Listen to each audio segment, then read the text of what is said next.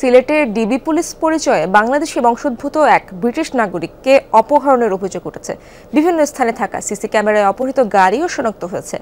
থানায় মামলা হলেও এখনো ধোঁয়াশায় পুলিশ। বিস্তারিত ধরা পড়েছে মাহবুবুর রহমান রিপনের অনুসন্ধানে।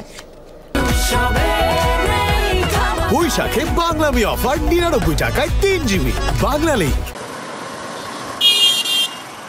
সিলেটের কাজীর বাজার ব্রিজ বৃহস্পতিবার রাত 9টার কিছু আগে এখান থেকে তুলে নেওয়া হয় একটি প্রাডো গাড়ির চালককে। স্থানীয় প্রত্যক্ষদর্শী জানান, পুলিশের পিকআপ ও একটি মাইক্রোবাস প্রথমে ওই প্রাডো গাড়িটি থামায়। এরপর মারধর করে এই চালককে মাইক্রোবাসে তুলে নিয়ে যায়। রাইতে 9টা আস্তা দেখে হঠাৎ একজন মানুষের মারে। পুলিশের ভ্যান ফিসে আর সাদা একটা মাইক্রোবাস আর সাইডে একটা জিও আসছিল প্রাডো। ওখান হঠাৎ করে আর কি মাইরতে হয়েছে। এখন মানুষের মারিয়া তারা হাইয়েছে তুলিয়া আবার ওইদিকে সোজা চলে গেছে। প্রত্যক্ষদর্শী জানান, পুলিশের পোশাকে আসা একজন প্রাডো গাড়িটি চালিয়ে ঢাকার পথে রওনা দেয়, অনুসরণ করে মাইক্রোবাস ও পিকআপও। যাওয়ার সময় দেখছি ওইদিকে প্রাইভেটটা চলে গেছে আর তারাও চলে গেছে সবাই এইদিকে গাড়ি নিয়ে।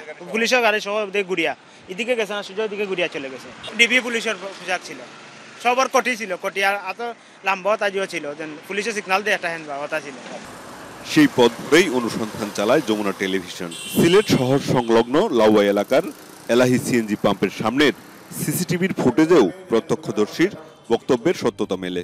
তাতে দেখা যায় রাত 8টা 57 প্রাডো গাড়িটি থামানো পাম্পের সামনে, পেছনে মাইক্রোবাস, সবশেষে একটি পুলিশ পিকআপ।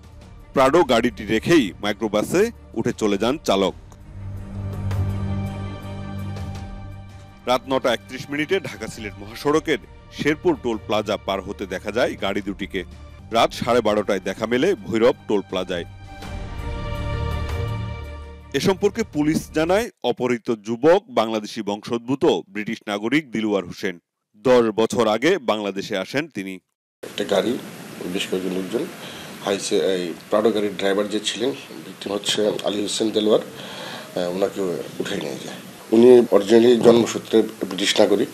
উনি 2014-তে এখানে বাংলাদেশে চলে আসে। তারপরে এখানে সে বিয়ে শাদী করে এখানে সে বসবাস করতেছে। তবে কারা কি কারণে তাকে অপহরণ করেছে তা এখনো নিশ্চিত হতে পারেনি পুলিশ। গাড়ির নাম্বার আমরা পেয়েছি, ওগুলিকে আমরা আইডেন্টিফাই করার চেষ্টা করতেছি।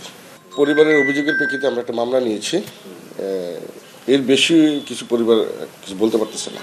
বিষয়টি নিয়ে অত্যন্ত আন্তরিকতার সহিত এবং গভীরভাবে আমরা কাজটা করতেছি। ঘটনার পর প্রাডো গাড়িটি উদ্ধার করেছে পুলিশ। থানায় মামলা হলেও এসব নিয়ে কথা বলতে রাজি হননি দিলওয়ারের স্ত্রী। মাহবুবুর রহমান রিপন, যমুনা নিউজ, সিলেট।